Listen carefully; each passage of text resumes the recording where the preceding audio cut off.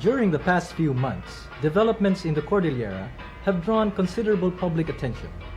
Events began auspiciously in mid-April with the showing of the Keith Lee Report, a documentary film on the Cordillera NPAs, led by the celebrated rebel priests Conrado Balweg and Bruno Ortega.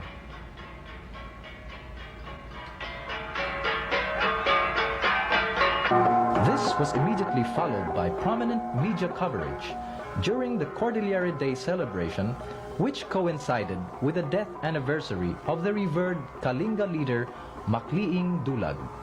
The celebration, the biggest ever gathering witnessed in the capital town of Bontoc, reverberated with widespread and renewed calls for Igorot self-determination through the creation of a Cordillera Autonomous Region. After just a few days, people were jolted by a statement issued by a high-ranking leader from the NPA Regional Command announcing the expulsion of Father Conrado Balweg from the CPP-NPA. Then came the exclusive banner story about the breakaway of a group led by Conrado Balweg, Bruno Ortega, and Myled Molina from the CPP-NPA and the formation of the Cordillera People's Liberation Army, or CPLA. What followed during the succeeding weeks was a lively exchange in the print media about the respective positions of both the CPP-NPA and the CPLA regarding each other's program, personalities, and prospects. Thereafter, the CPLA leaders signaled their willingness to negotiate with the Aquino government and expressed their minimum demands for holding peace talks. The latest reports reveal that both parties are making the necessary preparations for more formal and substantive negotiations to be held this month. Why the seemingly undue interest in the Cordillera? How do developments in this region affect Philippine national affairs? Public interest in the Cordillera first gained prominence in the late 70s due to the indigenous people's response to a growing number of social, political, and economic issues that threatened the Igorot's ancestral lands and lifeways.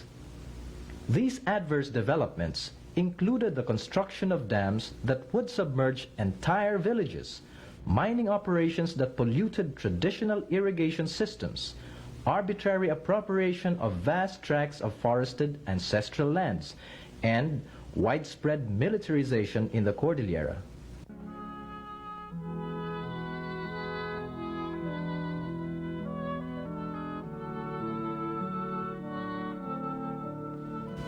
The Grand Cordillera is the vast mountain range that forms the spine of northern Luzon.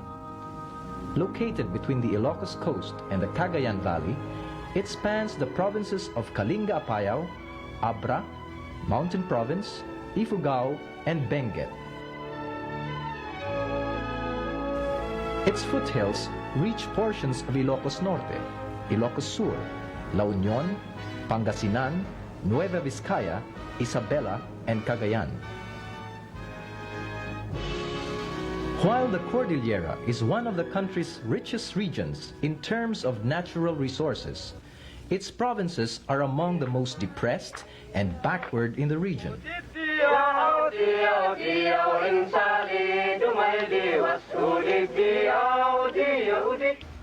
Today, the Cordillera supports a population of almost 1 million people, known collectively as Igorots.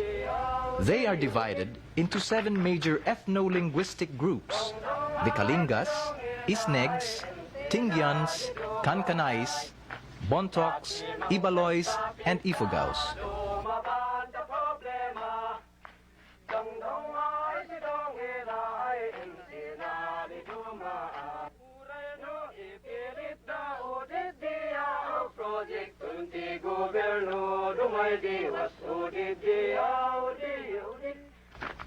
Due to its strategic location, the Cordillera has become both a sanctuary and a staging area from where the new People's Army can infiltrate practically the entire northern Luzon area. The region's rugged terrain, thick forest cover, and the presence of relatively self-sufficient tribal communities who have legitimate grievances against both government and big business make the Cordillera an extremely favorable base from which the CPP-NPA could wage revolutionary people's war.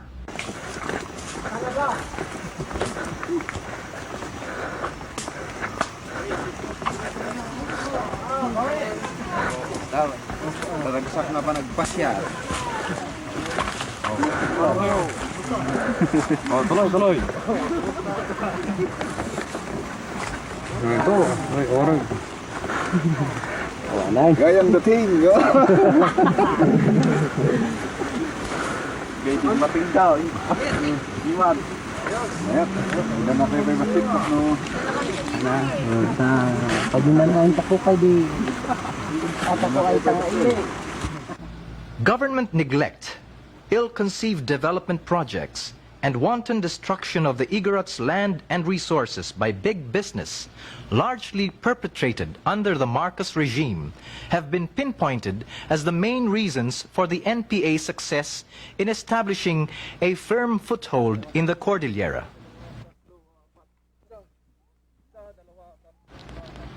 The alarming frequency and growing boldness which characterized the recent NPA tactical offensives clearly indicate the substantial gains they have made in the region.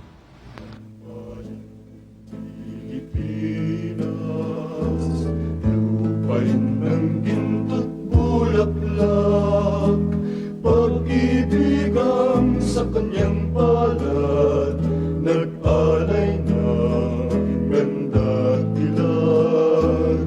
At sa kanyang yumi at ganda, dayuhan ay naalila. Bayan ko, pinihat ka, Nasadlak sa dusa.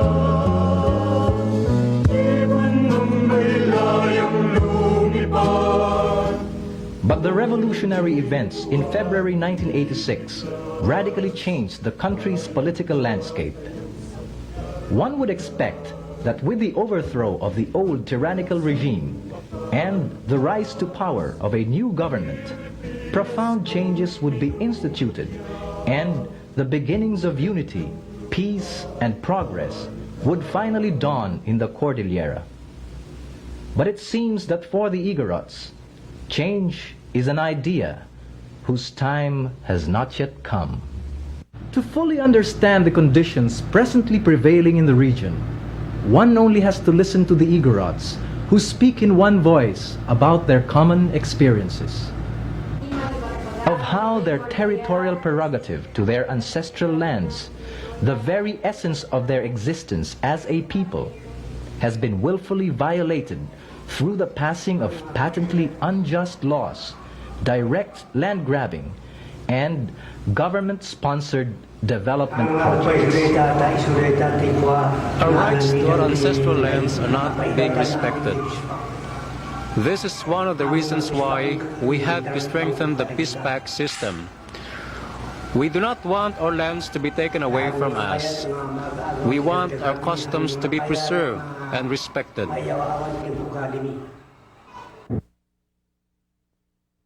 At siya paiso na ita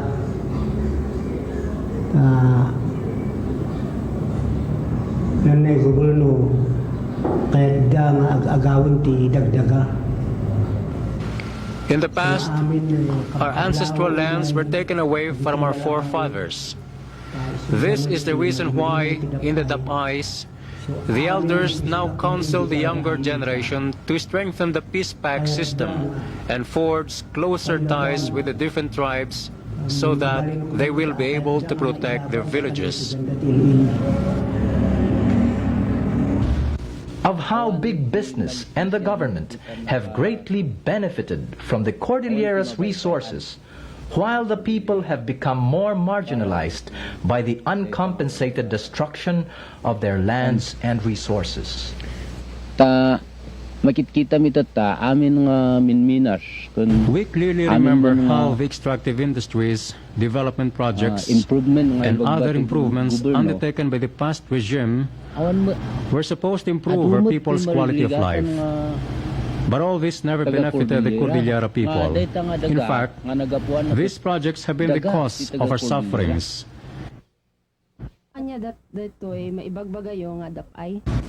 Of how Igorot culture, its rituals, customs, artistic traditions has been misrepresented, exploited, and commercialized. There are certain things which make us quite different from the people in the lowlands. For example, in the lowlands, there is no dapay, bodong, or ator. Even among the different Cordillera tribes, there are already differences in customs. This apparent lack of tribal unity is one reason why we want the establishment of a Cordillera Autonomous Region.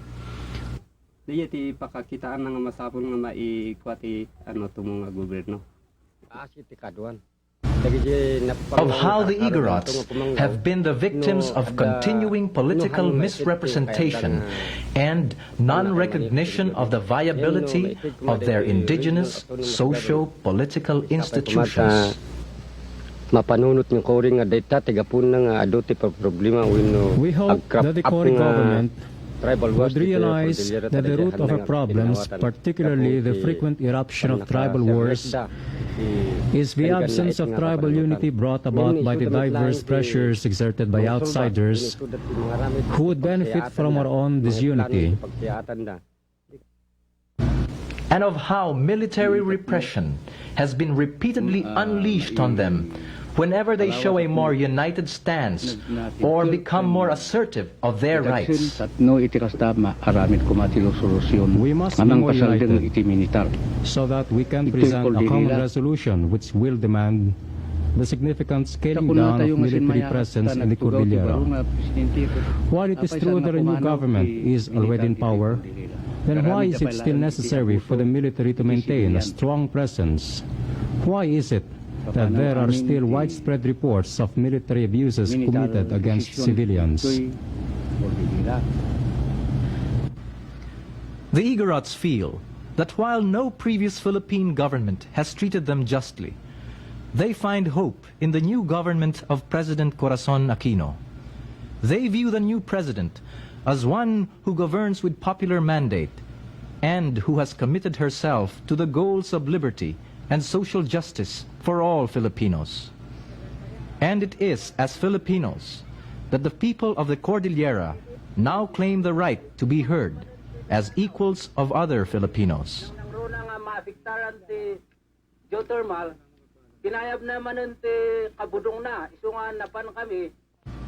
The indigenous peoples of the Cordillera view themselves as Filipinos who want to assert their right to maintain their identity as a distinct people, a people possessing a distinct legacy, confronting distinct problems and nurturing distinct aspirations, related as these may be to the problems and aspirations of the Filipino people. There is no neglect of government. Pobre tayo lang, gaputta, taktakawan. Isabali at at tao, di kukwa tayo. We are being plundered. We are being exploited. And so, that is why we are a depressed people. The Cordillera people believe they have inalienable right to their ancestral lands, which their forefathers defended and passed on to them. Panangsalak ni ti daga, ngatawid ti apo. We believe there is a need to assert our inalienable right to the protection of our ancestral lands and the other rich natural resources of the Cordillera. This would entail the protection of our lands against projects like the Chico Dam, the CRC, and other similar concerns whose sole aim is to serve the business interests of both foreign and local companies, which do not benefit the Cordillera people. Basically, this would mean assuring that economic activities being undertaken and natural resources being exploited in the Cordillera would first and foremost benefit the people of the region. Mapaksyak saan nga maagaw nga maipanid jay sa bali nga nasyon.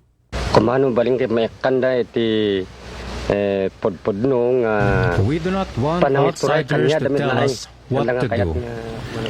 We want to implement a lot of changes in the Cordillera. The mines, for example. We know that there are a lot of mineral resources here in the region, and yet we know that those who benefit most from these resources are the foreigners and not the indigenous people. Regional autonomous government. They believe in their right to a standard of living adequate for their prosperity and well-being. Panangpador as ti biag ti umili salon at ekonomiya kin dadto mapay. We want improvement in the people's livelihood, health, education, and other basic needs. This would mean improving the economic conditions of the people and establishing more schools so that the people will not remain ignorant. Here they will learn more things that will help them improve their conditions and not the strange foreign songs and dances that some think we are more interested in. Tapno isudan timang plano ting mang develop. Then we will be the ones to undertake the exploitation and development of the Cordillera's natural wealth. To accomplish this, we know we will need outside help in the form of capital. We will borrow the needed capital, but we will be the ones to decide how it is going to be spent. We will be the ones to determine our priorities based on our own perceptions and what should be accomplished first. Capitalist. Ken kasmet iti salon at tapno To maadaan improve ta health iti conditions, we have to learn nananay proper nga health care kaamuan and correct kas mga use iti of medicines. panangasar iti agas. Here, there is a very high rate of mortality brought about by the lack of knowledge of even the most basic health procedures. We realize, however, that such a pitiful state is rooted in the depressed economic conditions of the people. It is for this reason that their economic condition should first be improved. Masapon nga mapador as kumadayjay.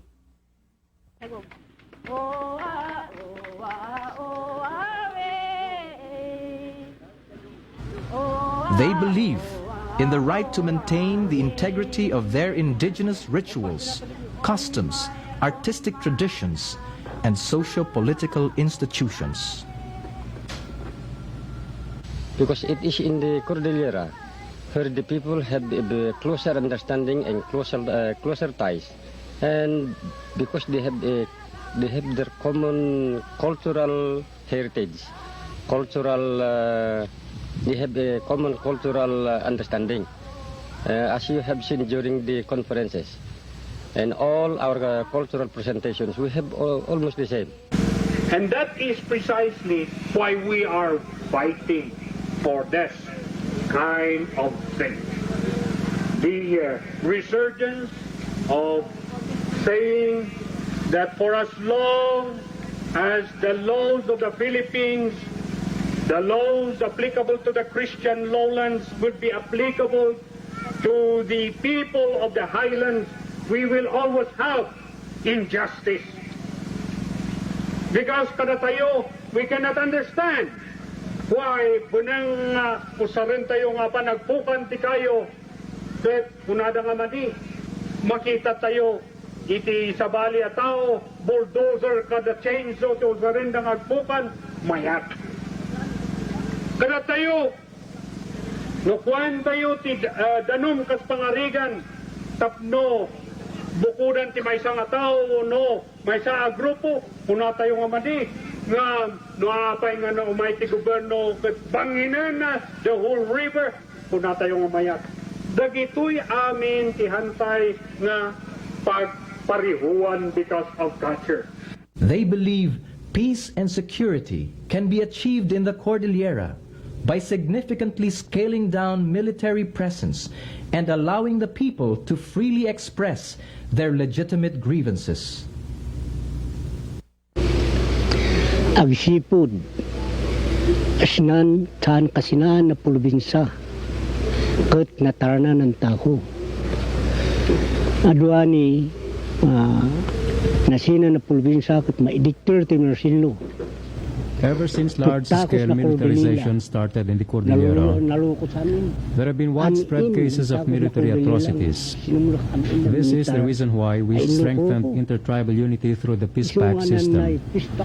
We had to present a more united stance in order to protect ourselves from military abuses. Even if a new government has already been established, if it continues to ignore the demands of the people, fighting will continue. Hostilities in the Cordillera will continue until the government heeds the people's demands for demilitarization. Laban latak. Ang sumadong tilaban sa Cordillera.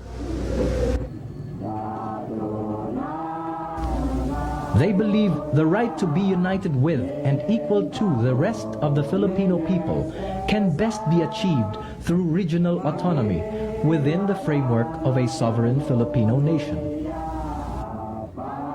But in the new order that we are going to fight for, if indeed this government would give the Igorots justice, justice can come only in a receptacle called the regional government for the Cordillera.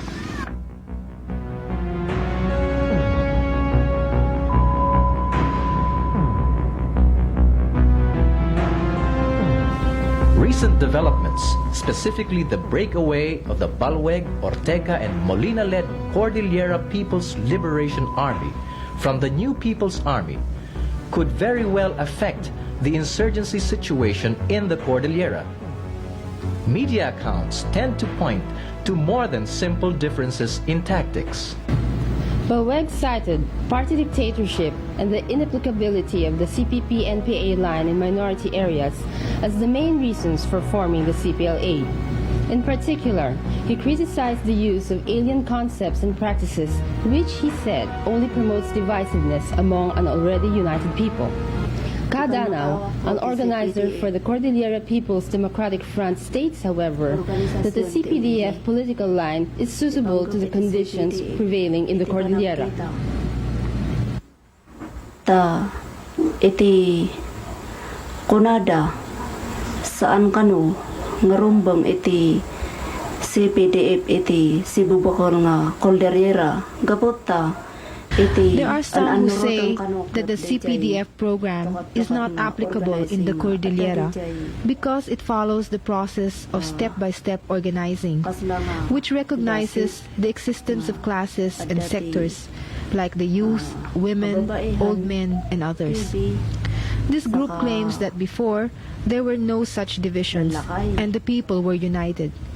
But because of the CPDF policy of categorizing people into classes, which they claim was imposed by comrades from the lowlands, this unity was broken. And they also say that the CPDF program is not applicable in the Cordillera because it was imposed by comrades who do not belong to national minorities.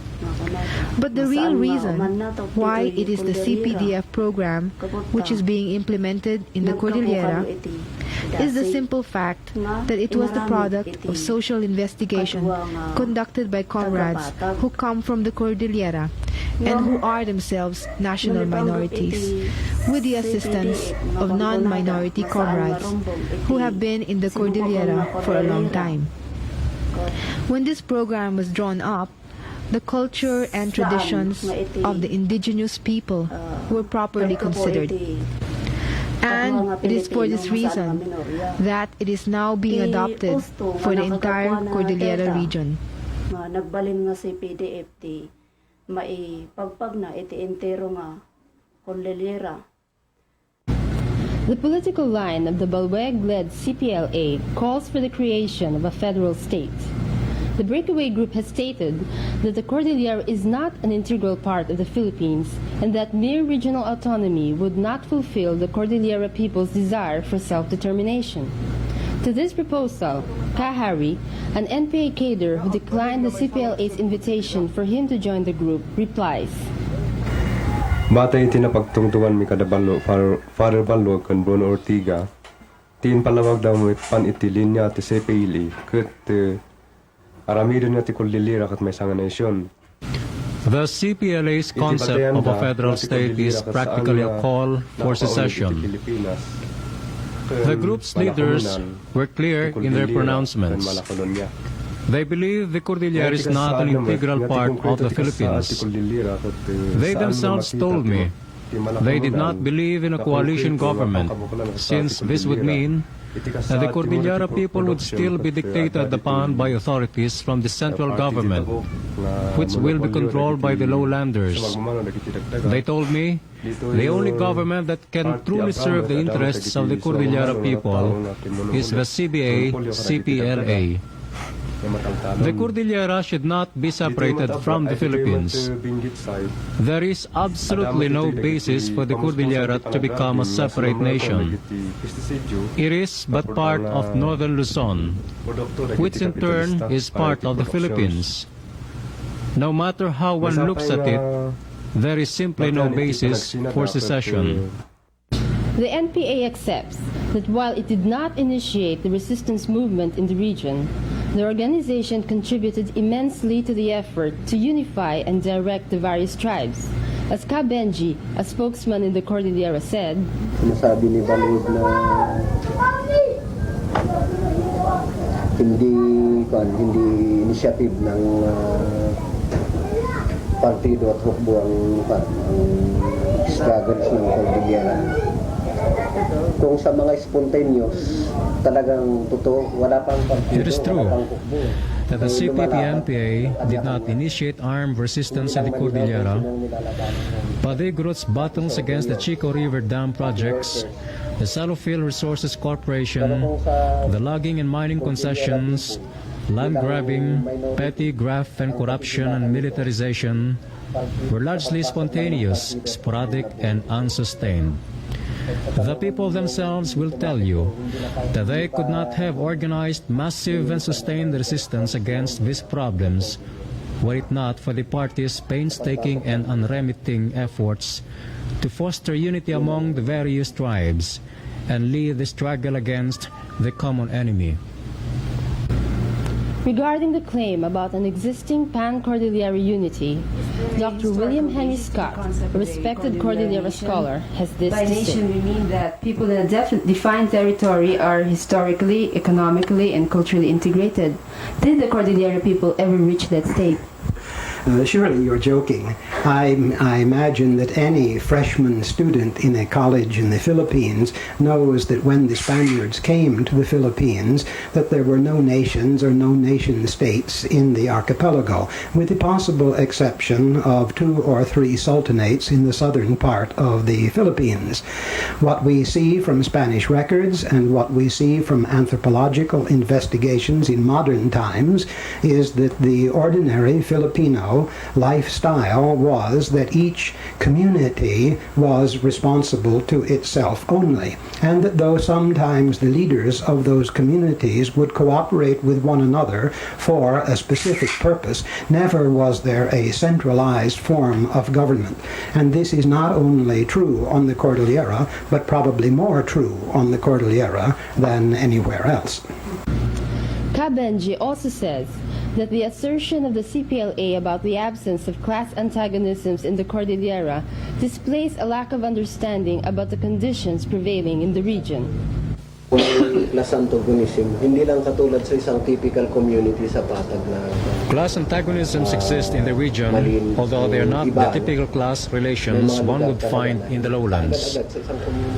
From systematic studies on the region's political economy, we have found out that there are some members of the national minorities who have become landlords in the narrow plains of Abra, Ifugao, and Kalinga-Apayao. Some traditional politicians have even acted as frontmen for imperialist interests. Some are even high-ranking officers of the reactionary armed forces who also help to plan or supervise so-called PSYOPs, or counter-revolutionary operations in cultural minority-dominated areas.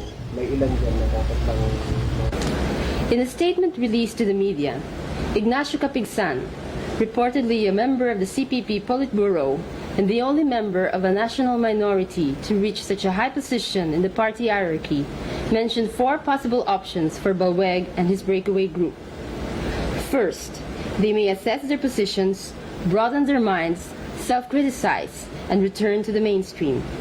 Second, they may develop into a legitimate political party or organization separate from the NPA, but fighting for the democratic aspirations of the people against a common enemy, thus making them allies. Third, they pretend to work for the interests of the people, but in fact only pursue and protect their own interests, directly or indirectly help the people's enemy, making them enemies also. And fourth, they directly surrender to the government and either lie low or actively engage in counter-revolution. Rumboy nga awatin ni Soda. Kalpasan ti pa ng bigbig, ano pa ng musig nga Soda kahit talaga nga tumakder da kas may nga taon. In early May, the media team visited an NPA guerrilla camp in the mountain province Abra border to get the reactions on the NPA-CPLA split. During an interview, one of the sentries rushed over to inform the group that 3 armed men were approaching the camp. It was here that the media team witnessed the return of the first batch of CPLA fighters back to the NPA. When interviewed, the defectors related that they joined the CPLA out of confusion. Under the Marcos regime, national minorities, particularly tribal Filipinos, constituted the most marginalized sector of the population. Their lands, their culture, and their basic freedoms, even the very essence of their identity as a people, were taken away from them.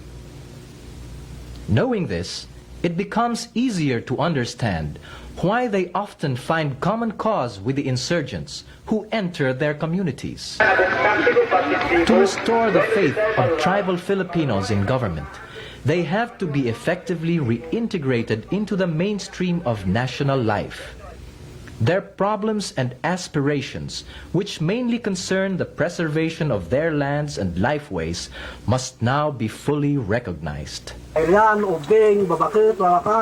The people of the Cordillera have baptized themselves and their homeland as Kaigorotan. Their growing consciousness of a common identity and common ancestral domain has found expression in their resolute struggle for self-determination. They are aware of all the challenges they have to face and are ready to meet these challenges. The people of Kaigorotan have spoken. The time to listen is now.